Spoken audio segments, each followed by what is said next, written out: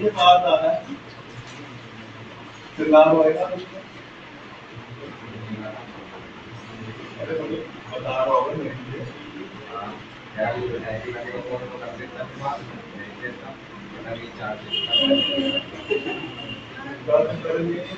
Debenture चल रहा था ना कल।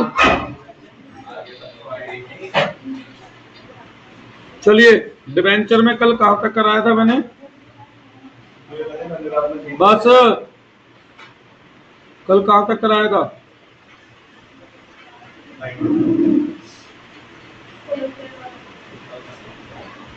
कोलेटरल तक। अब आगे बढ़ते हैं। वो तब था जब पहले बैच जल्दी शुरू हो रहा था। अगला टॉपिक है इंटरेस्ट ऑन डिबेंचर। अच्छा सुनो, इसे बताने से पहले एक बात लिखवानी है मुझे।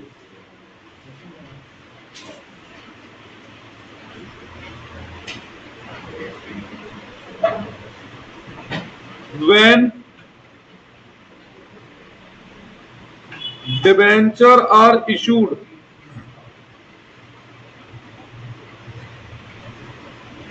as collateral security, then no interest will be provided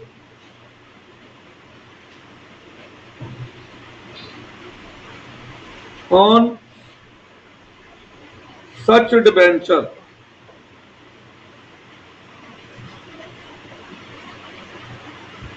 In such case,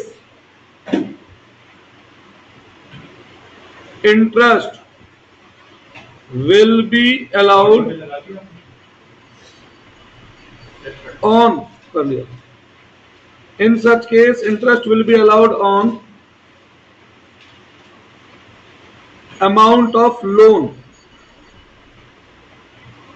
and not on interest, not on debenture. अब अगर अपने डिबेंचर इशू करें एज कोलेटरल सिक्योरिटी, तो उस केस में जो भी इंटरेस्ट दे रहे हैं ना, वो लोन के अमाउंट पे देना है। डिबेंचर पे हमें कोई इंटरेस्ट ऐसी सिचुएशन में नहीं देना है। सही है? चल एक बार चेक कर भी लेते हैं।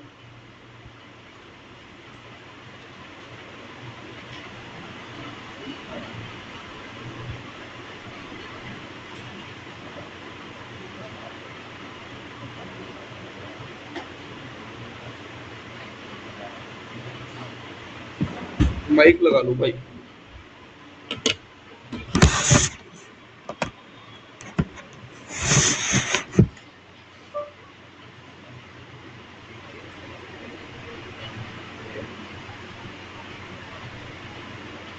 ठीक है,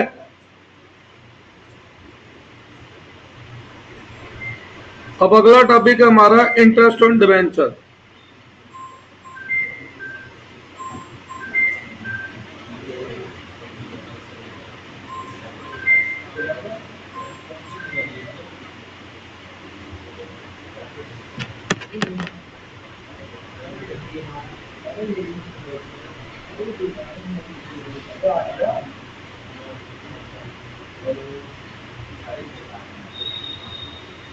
इंटरेस्ट ऑन डिबेंचर।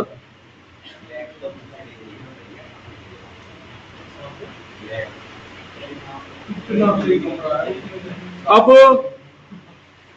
सबसे पहली बात ये मैं आपको बता चुका हूं, जैसे लिखा होता है 10% डिबेंचर, तो इस 10% को हम क्या कहते हैं? Coupon rate. और ये कूपन रेट किसे रिप्रेजेंट करता है? एनुअल इंटरेस्ट रेट को। ठीक है। अच्छा, इसके अलावा जरूरी नहीं है इंटरेस्ट साल में एक बार दिया जाए। भाई इंटरेस्ट जो है वो हम प्रोवाइड कर सकते हैं, can be provided monthly, quarterly, semi yearly या एनुअली, इसमें कोई डाउट है? अच्छा, ये इंटरेस्ट ऑन डिवेंचर क्या होता है? ये चार्ज अगेंस्ट प्रॉफिट है। चार्ज अगेंस्ट प्रॉफिट मतलब देना कंपलसरी है, चाहे प्रॉफिट हो या लॉस, है ना।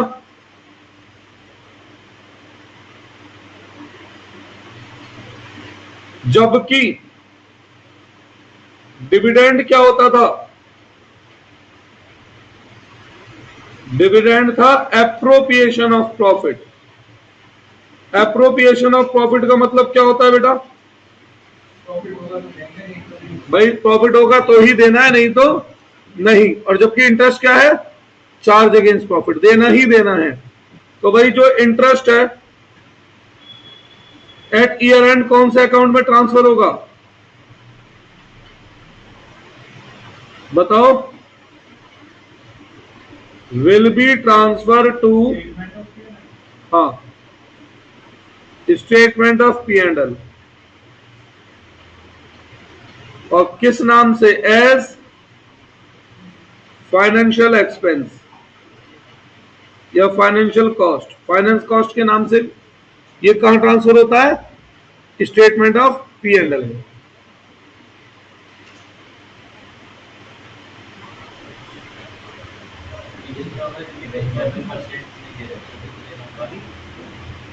बताया तो था मैंने, जिन पे परसेंटेज नहीं होता वो zero deep discount, zero coupon bond या डीप डिस्काउंट बॉन्ड होते हैं, उन पे इंटरेस्ट नहीं होता, पर वो रिडीम होते हैं बहुत हाई वैल्यू पर, इशू होते हैं बहुत लोअर वैल्यू पर। ठीक है, जैसे एक 100 वाला डिवेंचर इशू कर दूंगा 40 रुपए में और रिडीम करूंगा पूरे 100 रुपए, तो 60 रुपए ऑलरेडी मैं एक्स्ट्रा होने तब दे दूंगा, तो इसलिए उन पे इंटरेस्ट नहीं होता। अच्छा,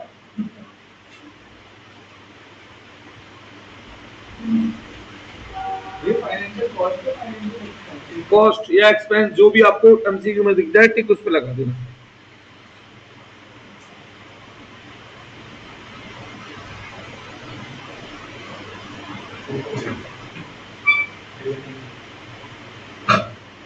अब इंटरेस्ट कौन सी वैल्यू पे प्रोवाइड होता है? Interest on debenture is provided on कौन सी वैल्यू पे? जबकि डिविडेंड हम किस पे देते थे? डिविडेंड वाज प्रोवाइडेड ऑन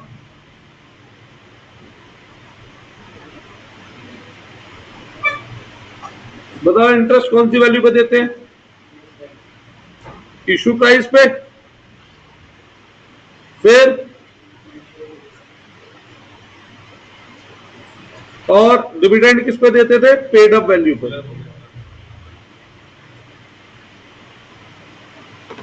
यहां तक कुछ पूछना है?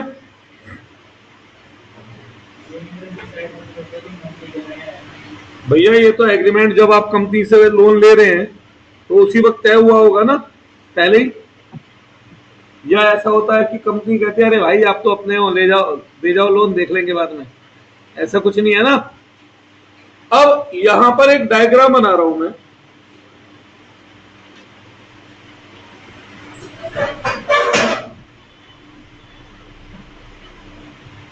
भाई लेट से ये फर्स्ट डे है ईयर का, ये लास्ट डे।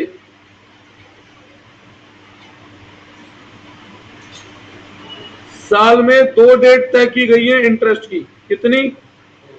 2 डेट। तो इन 2 डेट पे हमें इंटरेस्ट देना है। ये एक एग्जांपल है, यहां से यहां तक का इंटरेस्ट क्या कहलाएगा? Interest paid. यहां से यहां तक का इंटरेस्ट क्या कहलाएगा? Interest paid. और ये पूरे साल का खर्चा क्या कहलाएगा? Interest expense.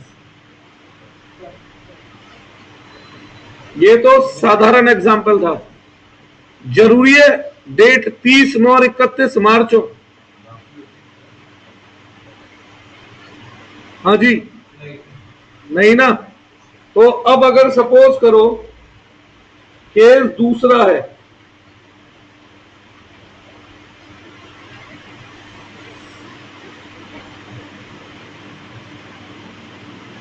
इंटरेस्ट ये फर्स्ट डे, ये लास्ट डे, और ऐसे ही ये पिछला साल चलता आ रहा होगा, है ना भाई, ईयर तो कंटिन्यूटी में चल रहे होंगे। अब लेट से इंटरेस्ट की डेट डिसाइडेड है 30 जून 31 दिसंबर, तो यहां पर मैं इंटरेस्ट पे करूंगा, यहां मैं इंटरेस्ट पे करूंगा, ऐसे ही है। कहां से कहां तक का इंटरेस्ट यहां पे करूंगा मैं, क्यों, लास्ट ईयर के 31 दिसंबर से यहां तक पे नहीं करूंगा मैं, क्योंकि लास्ट इंटरेस्ट कब पे किया गया होगा। हाँ भाई, अगर हर साल इंटरेस्ट 30 जून और 31 दिसंबर को दिया जाता है, तो लास्ट इंटरेस्ट कब दिया गया होगा, पिछले साल के 31 दिसंबर को दिया गया होगा ना बेटा।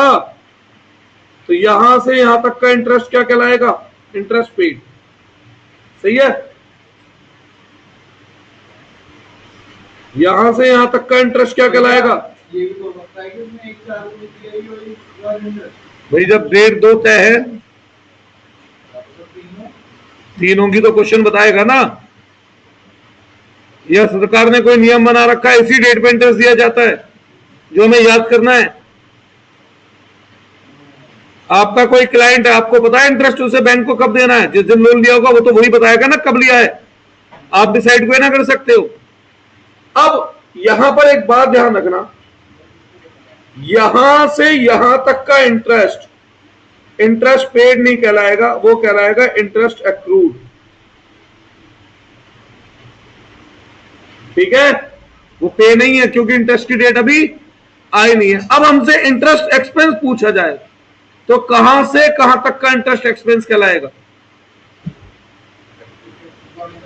1 अप्रैल से 31 मार्च तक का इंटरेस्ट कहलाएगा इंटरेस्ट पेड, ओ एक्सपेंस, ठीक है, क्या कहलाएगा, इंटरेस्ट एक्सपेंस। कहां से कहां तक का, 1 अप्रैल से 31 मार्च।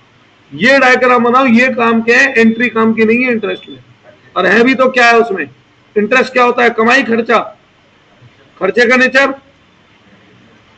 क्या, 2 साल यही पड़ा है,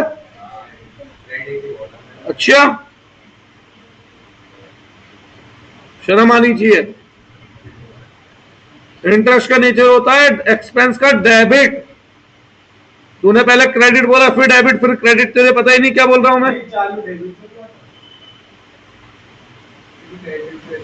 और ये बोल रहा है आरब क्रेडिट,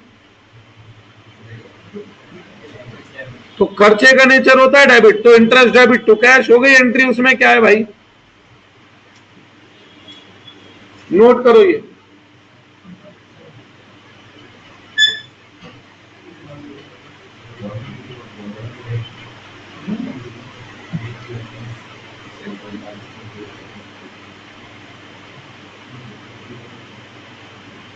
अब जरा मैं डिवेंचर के और शेयर के क्वेश्चन डिस्कस कर रहा हूं, और 30 तो कुछ होमवर्क में दूंगा, फिर जब ये नोट कर लो बताना, फिर मैं वो खोलता हूं जो क्वेश्चन मुझे दिखाने हैं।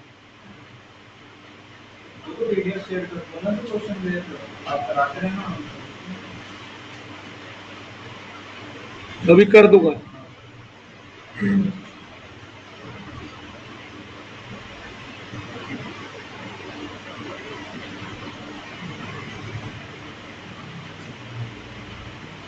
कराऊं क्या नहीं, बनाओ फटाफट से डायग्राम, तीर कमान ऐसी बन रहा है।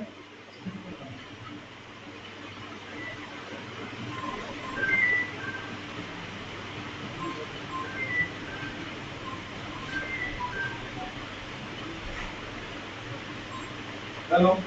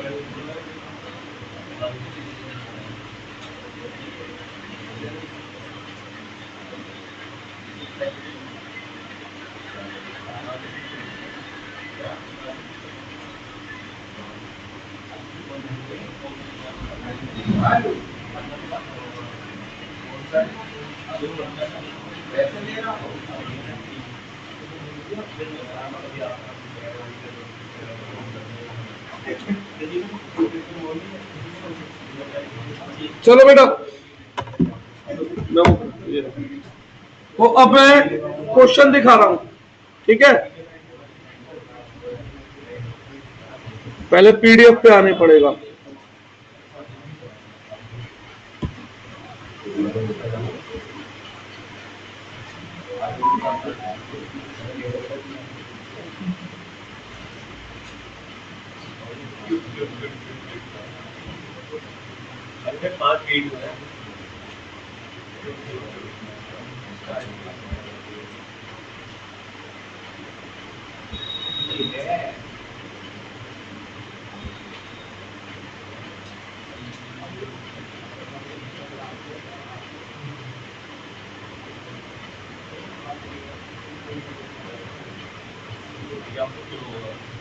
क्या?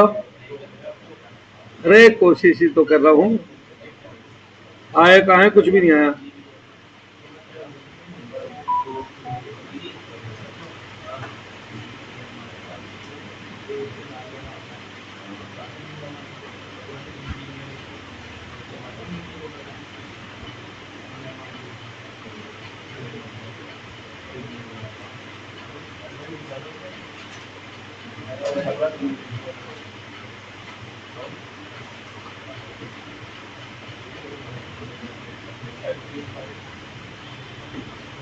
ये क्या खुल गया?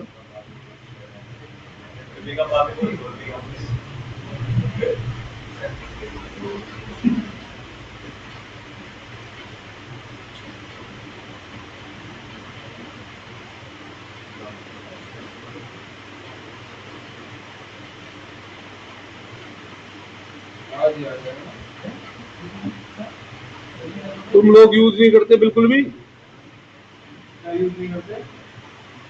लैपटॉप वगैरह फोन पे होता है। आ गया, लेट आ रहा है शायद। फोन पे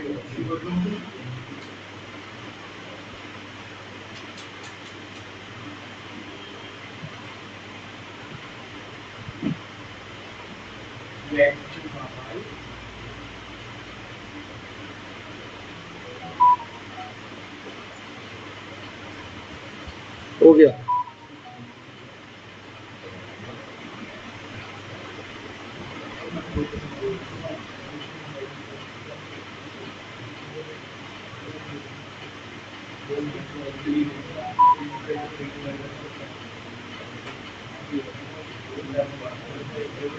देखो भाई, क्वेश्चन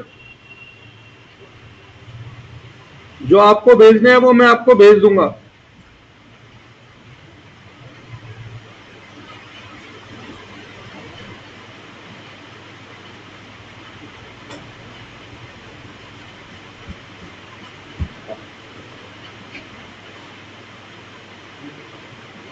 आप लोग अच्छा,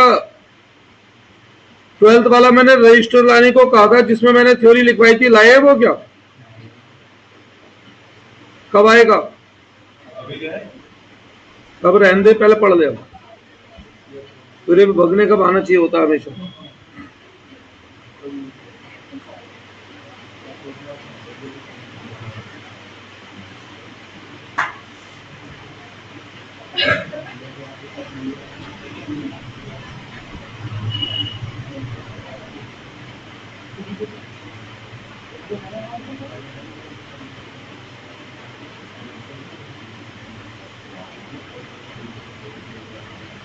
चलिए, आ गया बेटा,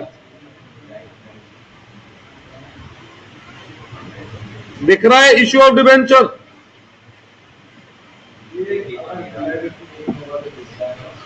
ब्लर तो नहीं जा रहा भैया यहाँ से तो।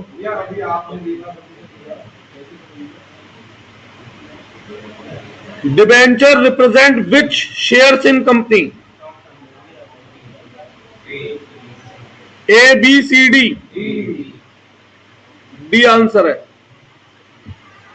इसीलिए मैं वहां पे नहीं जा रहा था, इस पे लाना चाह रहा था। A debenture is a which equity? Internal, external? Debenture क्या है? आउटसाइडर लोन है या ओनर्स इक्विटी है? आउटसाइडर को हम क्या कहते हैं? एक्सटर्नल डेब्ट।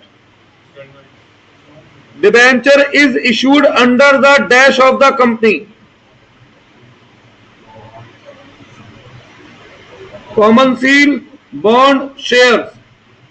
शेयर का तो कोई मतलब ही नहीं हो जाता भाई। बॉन्ड, डिबेंचर को बॉन्ड भी कह देते हैं ना, लिखवाया था नहीं? Zero discount bond, deep discount bond, क्या बोला था? Debenture holder are the dash of the, ये तो मैंने स्पेशली लाइन भी लिखवाई थी। Debenture allotment account is dash, personal, real, nominal. अब मैंने आपको 11th क्लास में एक बात बताई थी, जब मैंने पर्सनल, रियल, नॉमिनल की थ्योरी पढ़ाई थी, ये हमेशा याद रखना, ये कोर्स में नहीं होगा तो भी ये हर एग्जाम में पूछा जा सकता है।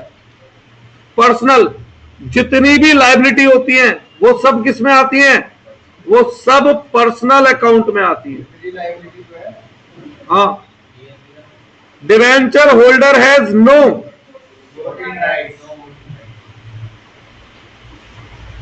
जनरली लिखना रियल अकाउंट में क्या ये खुद लिख के बनाए हैं, कितना टाइम लगता है? नहीं, आधे मेरे हैं, आधे कॉपीड है भैया। सब काम इतना कैसे कर पाता? अरे बहुत सारे वो थे, 12-15 sources. The form of a discount on issue debenture is the nature of which less, क्या? The form of a discount on issue of debenture is in the nature of which? Discount on issue of debenture का nature capital है, revenue है, profit loss किस में आएगा? ये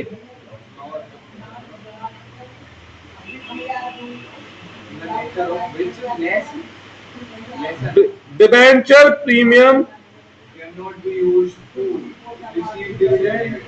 पहली बात तो बेटा एक बात सुनो, डिबेंचर प्रीमियम हो या सिक्योरिटी प्रीमियम हो, एक ही बात है।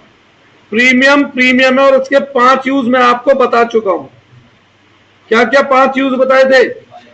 Bonus share, buyback of equity share, preliminary expense write off करना, premium on redemption of share debenture और लॉस या discount on issue of debenture write off करना। ध्यान आ गया? अब इन 5 के अलावा किसी और पर्पस के लिए प्रीमियम यूज नहीं होता, तो बताओ इसके अंदर कौन सा आंसर है?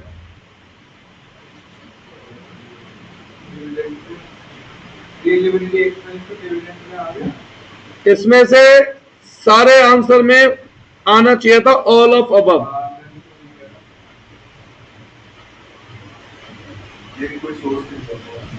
डिबेंचर एप्लीकेशन अकाउंट इज,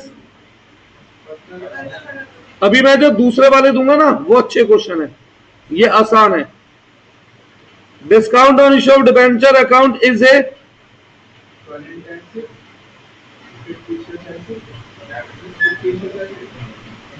अब इसके 2 आंसर हैं। अगर मैं बात करूं सीबीएसई की 12th का तो ये आंसर है इसका। अगर मैं बात करता हूं सीए फाउंडेशन का तो ये आंसर है इसका।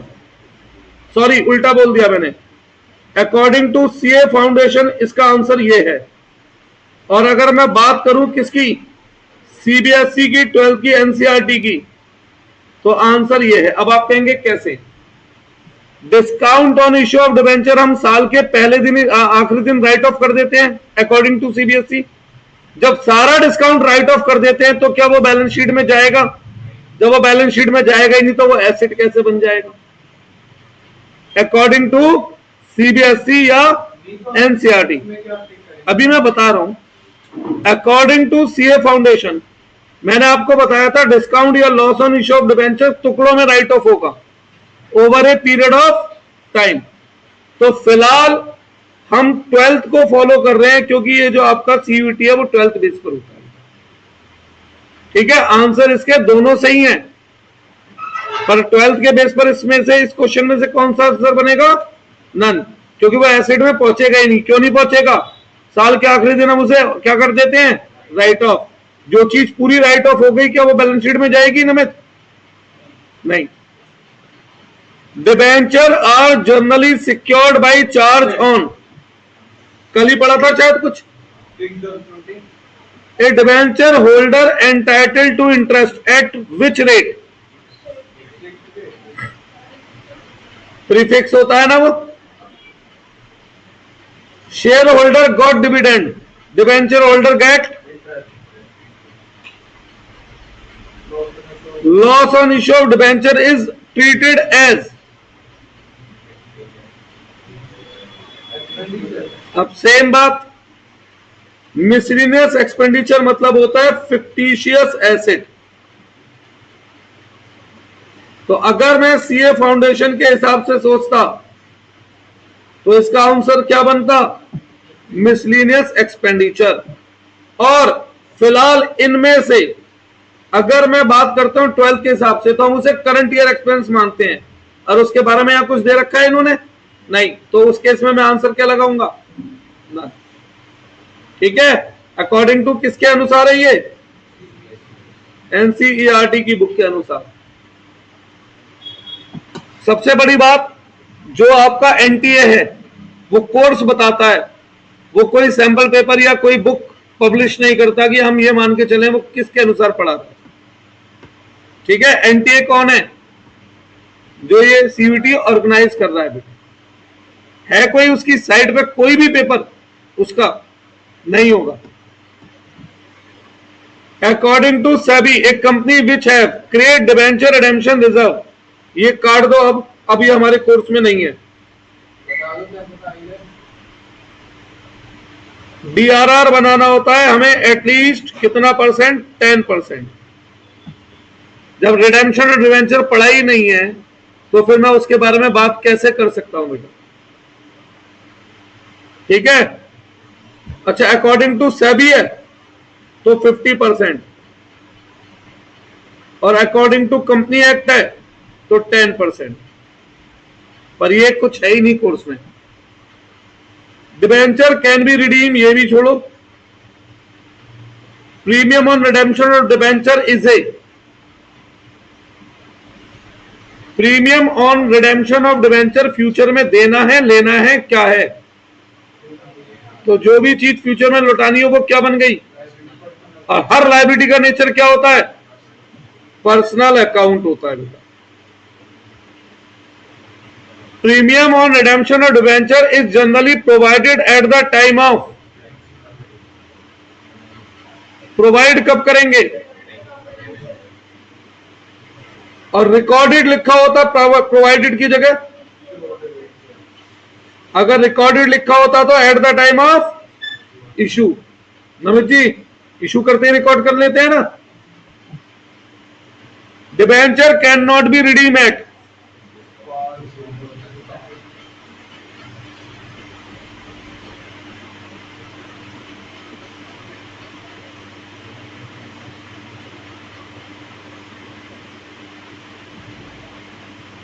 ऊपर में से कोई आंसर नहीं है। क्यों? डिबेंचर पार पे भी रिडीम हो सकते हैं, प्रीमियम पर भी, डिस्काउंट पे भी। और ये ऑप्शन मैंने क्यों काटा?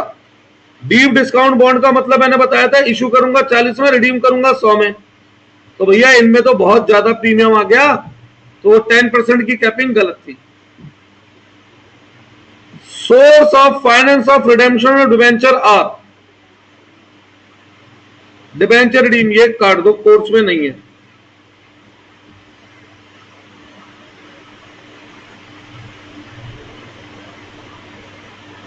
शेयर के और डिस्कस कर रहा हूं, फिर जो मैं घर पे दूंगा वो आपको खुद करने हैं।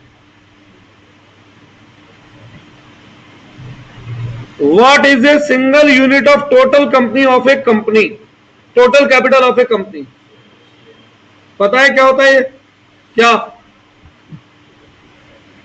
भाई, शेयर होता क्या है ऐसे समझो, ये एक पूरी कंपनी है, इस कंपनी के छोटे छोटे छोटे छोटे 1 लाख हिस्से कर दिए, इस कंपनी की वर्थ है 1 करोड़। कितनी? 1 करोड़। इस कंपनी के ऑन पेपर छोटे छोटे ऐसे 1 लाख हिस्से कर दिए, और हर एक हिस्से की वैल्यू रख दी गई 100 रुपए, तो इस इंडिविजुअल यूनिट को हम कहते हैं शेयर। ठीक है? तो शेयर क्या है? एक सिंगल यूनिट है पूरी total share capital. Dash holder are real owner,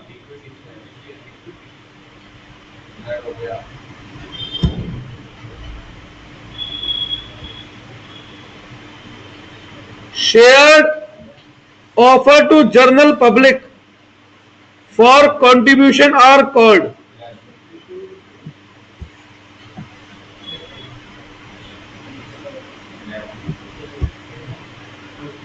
हाँ जी, ऑफर शेयर मतलब कहां गई है, ऑफर्ड मतलब इशूड।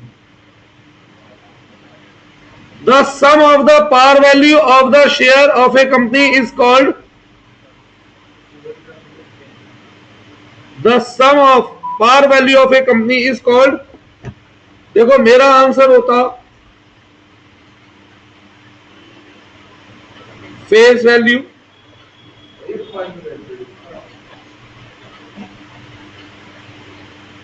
तो शेयर कैपिटल ही आएगा फिर। तो क्या हो जाएगा 2 मिनटों से। Every company raise its capital by issuing, तो डिवेंचर से पैसा नहीं आता, तो आंसर क्या लिखूं? गलत। अब आप कहेंगे क्यों? शब्द पे ध्यान दो, यहां शब्द क्या लिखा है, क्या लिखा है शब्द?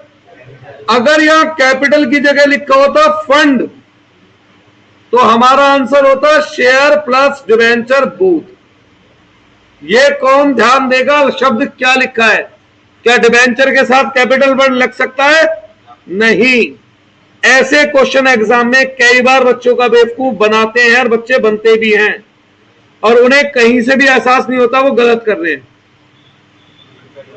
ईमानदारी से बताओ, सबके मन में आया था ना बोथ हो सकता है आंसर? लक्ष्य दियो पानी।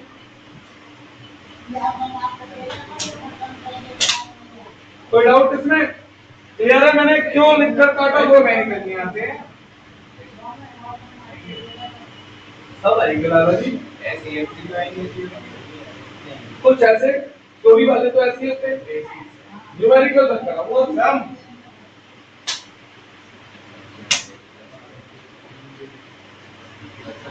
आगे बढ़ो।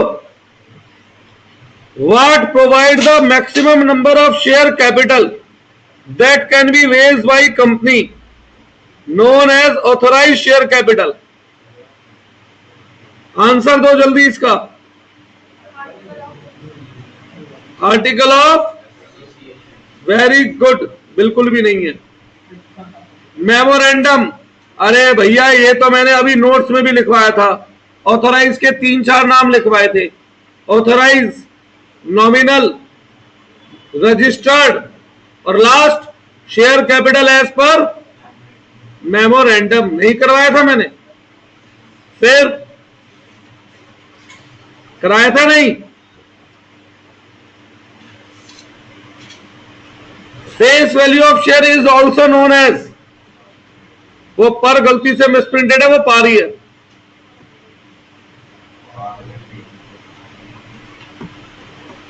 मार्केट वैल्यू नहीं कह सकते।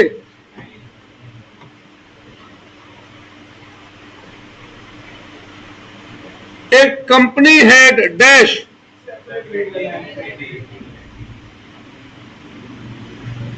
Loan instrument to a company is called, a company formed by special act of legislation.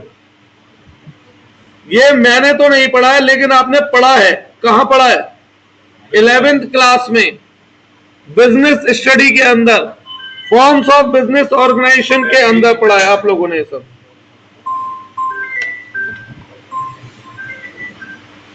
Hello,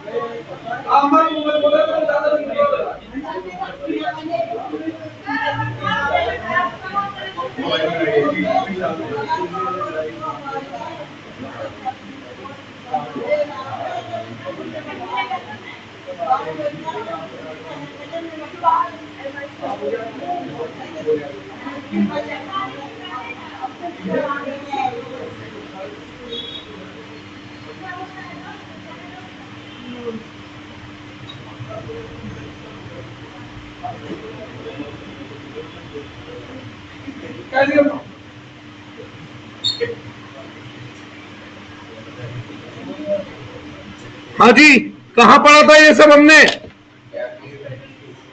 तो कोई भी कंपनी जिसका रजिस्ट्रेशन एक्ट ऑफ लेजिस्लेशन से हो उसे कहते हैं statutory company.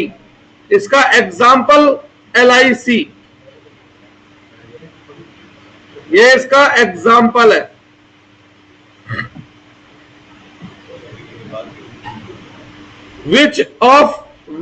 what on issue of share is capital loss। ये क्या है क्वेश्चन? ये दी छोड़ो, बेकार क्वेश्चन।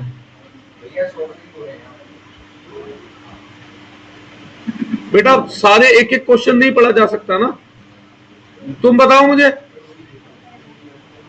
भाई। एक उसमें अगर सपोज करो 400 पेज है, 4000 पेज पढ़ने का समय बोर्ड के बाद था।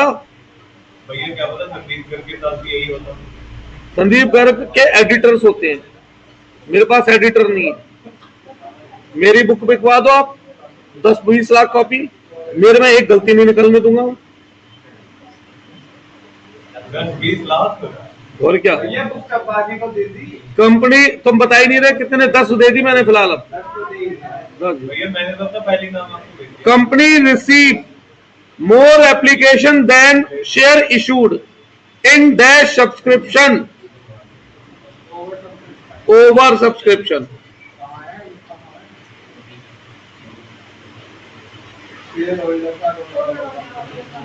ले दिख गया अब।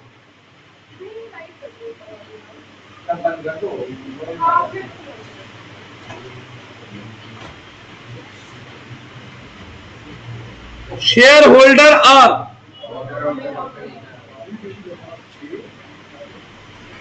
The amount of capital that a company owns issue at par value is called.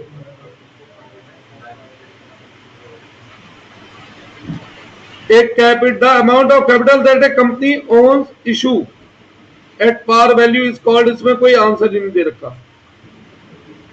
Minimum number of member for a private company, for public company 7।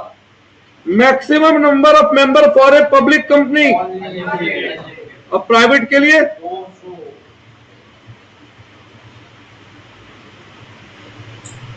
What is created by Company Act? Share. Share भैया company act नहीं बनाता, company act से company बनती है। Share application and allotment account is a, सारे account जो भी liability है वो सब क्या है, personal. Holding of performance share will give right to vote if the dividend remain in arrear. Performance नहीं है, प्रेफरेंस है ये वाली नहीं छपी है, चिंता ना करो। प्रेफरेंस शेयर ये वाली नहीं दूंगा मैं आपको, देनी होती तो इसमें ये वाला नहीं करा रहा होता। If the dividend remain in arrear for a period not less than, देखो इसका नेट पे आंसर।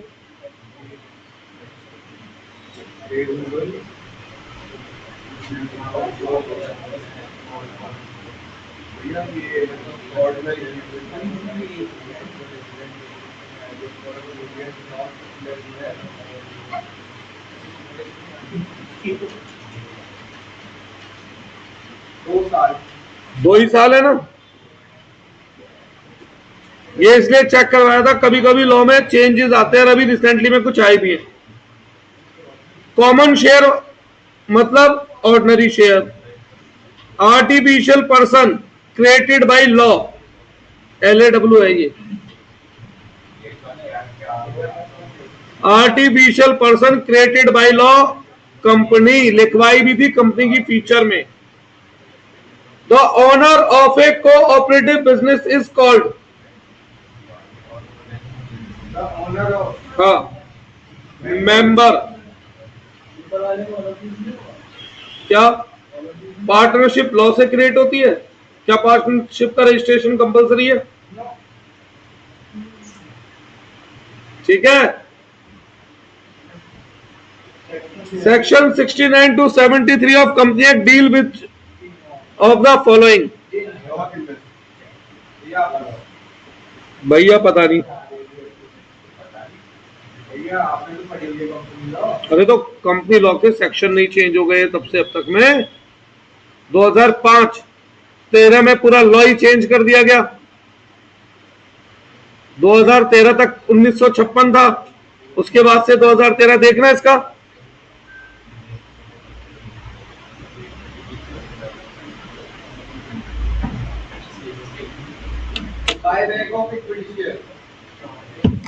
कोई ऑप्शन दिखा ही नहीं मुझे, दिखता तो फिर मैं जरूर करता। Issue and redemption of debenture. After getting minimum subscription कितने दिन में शेयर अलॉट करने होते हैं?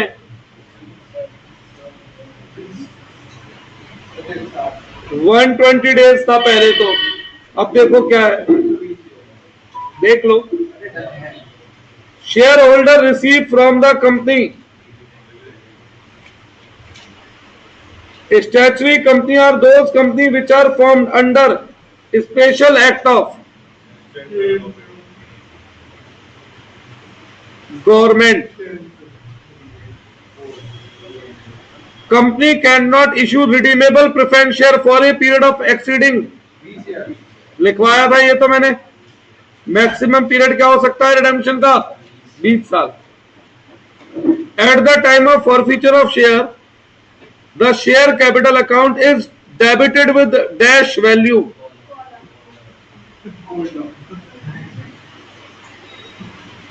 According to which section? Equity share is a share which is not preference share. ये देखना पड़ेगा।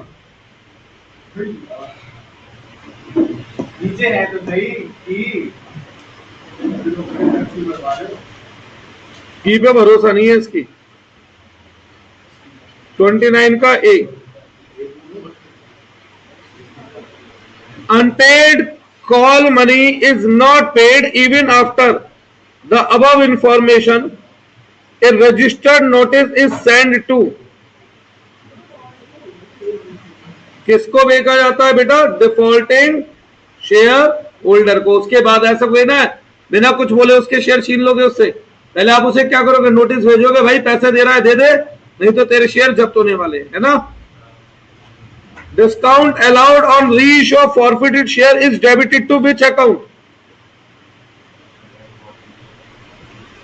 अरे भैया शेयर फॉरफिट क्या एंट्री करते थे? Bank debit to share capital, और शेयर फॉरफीचर इसमें क्या आता था? लॉस या डिस्काउंट ऑन रीइश्यू। ध्यान आ गया? नमित जी कोई डाउट?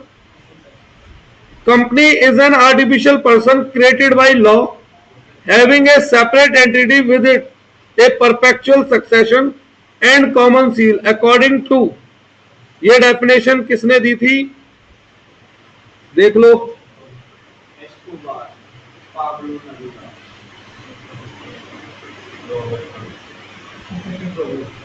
हनी ने।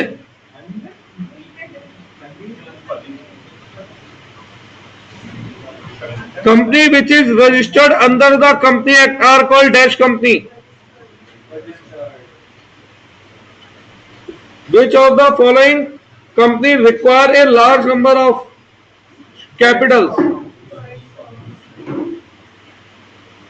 बेटा वैसे तो सच बात बताऊं आज के समय में बेकार भी है, लोग 10,000 रुपए से कंपनी क्रिएट कर देते हैं, और किसी का भैया शोरूम हो, फॉर एग्जांपल शगुन स्वीट्स जैसा, वो कायदे में सोल प्रोप्राइटर था, है ना, और कंपनी बन जाती है 10-10 हजार रुपए में भी। लेकिन जर्नल तौर पे दिमाग में क्या रहता है? कंपनी है तो बड़ी है, सोल प्रोप्राइटर है तो छोटा है। सेबी की फुल फॉर्म, ये कायदे में क्वेश्चन इसमें नहीं आना चाहिए, ये बिजनेस में आना चाहिए। गुडविल परचेज कंसिडर्ड,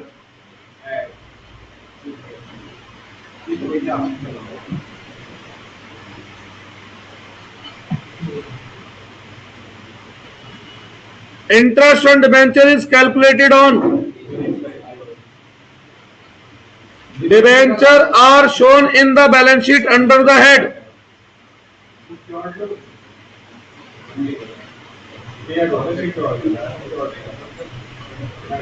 अब तो कोई हेड ही नहीं है, सिक्योर्ड अनसिक्योर्ड। अब क्या हेड है? Assets which have physical existence, by back, intangible, अच्छा है फिजिकल एग्जिस्टेंस, टेंजिबल, ये विदाउट फिजिकल एग्जिस्टेंस है।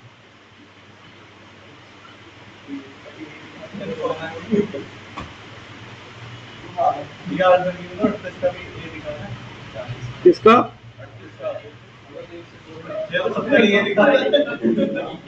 मैंने आपसे क्या कही थी, आंसर की में मेरे को यकीन ही नहीं है बेटा। बाईबैक का ऑप्शन सही है। सुनिए,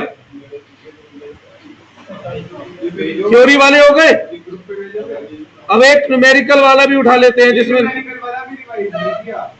अरे वो तो होमवर्क वाला तो अलग है ना, वो करना, ये तो मैं करा रहा हूं।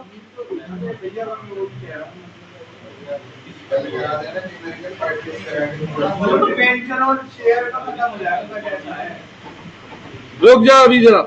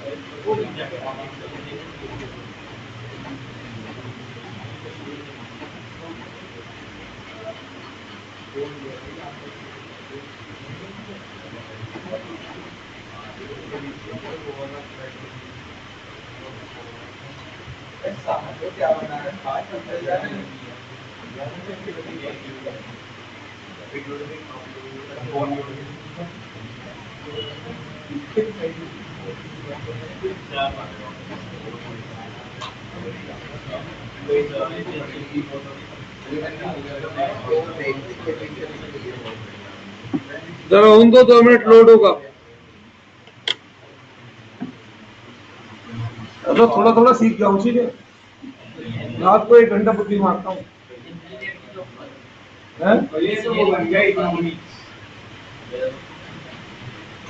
अरे इकोनॉमी का भूल गया। अरे ये कह रहा है इकोनॉमी पढ़ा दो, आपको थोड़ा कर रहा है और आपका इकोनॉमिक्स पढ़ लेगा, आपको थोड़ा तो कंप्यूटर चलाना आ गया, आप तो ये भी खोल दोगे कंप्यूटर क्लास।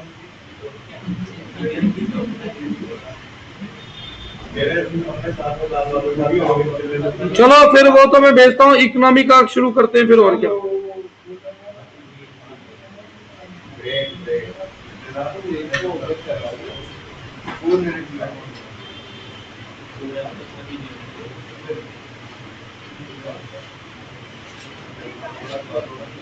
हाँ जाओ।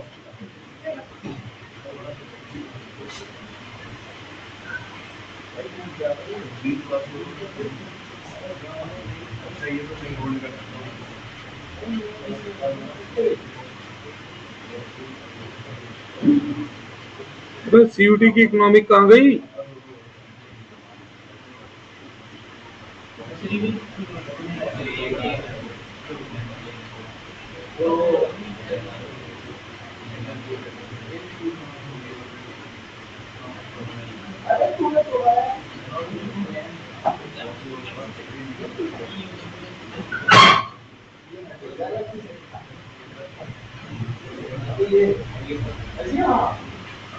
नहीं है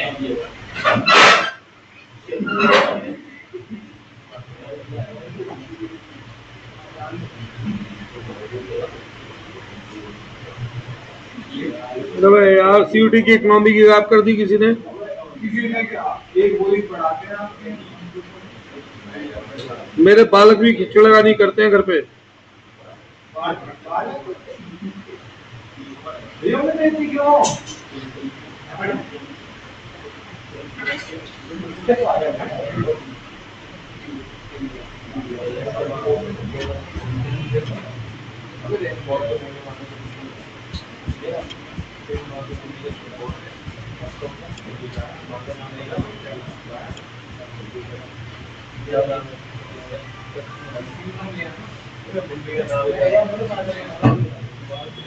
चलो भाई मिल गई, बैठ जाओ। आ रहा है 1 मिनट में, ला रहा हूं बच्चे के लिए। तो बुढ़ा हो रहा है, चिप से पेट भर जाता है भाई। थोड़ा घर से खा के आया। आज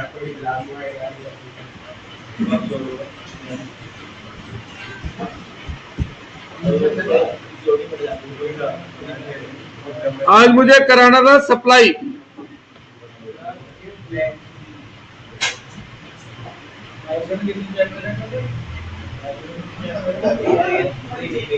अभी तो एक ही चैप्टर खत्म होगा आज, वैसे 4 है, 4 में से 2 बड़े हैं, 2 बहुत छोटे हैं।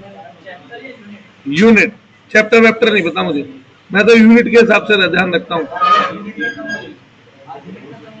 एक यूनिट खत्म हो जाएगी, बड़ी यूनिट थी, फिर एक यूनिट और है, वो भी 3 दिन लेगी, उसके बाद एक एक दिन वाली 2 यूनिट।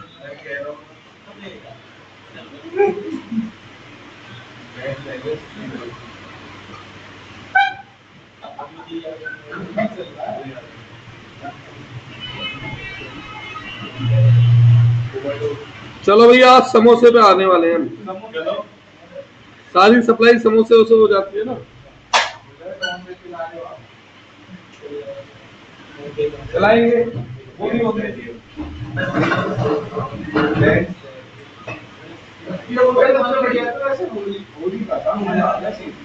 थोड़ा बहुत मिसकन्वीनियंस होता है, इनकन्वीनियंस नहीं होता ना, तो बहुत बढ़िया।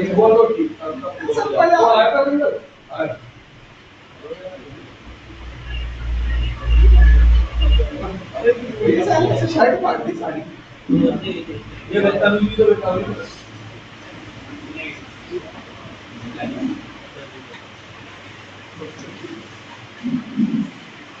से बैठना मुश्किल हो जाएगा।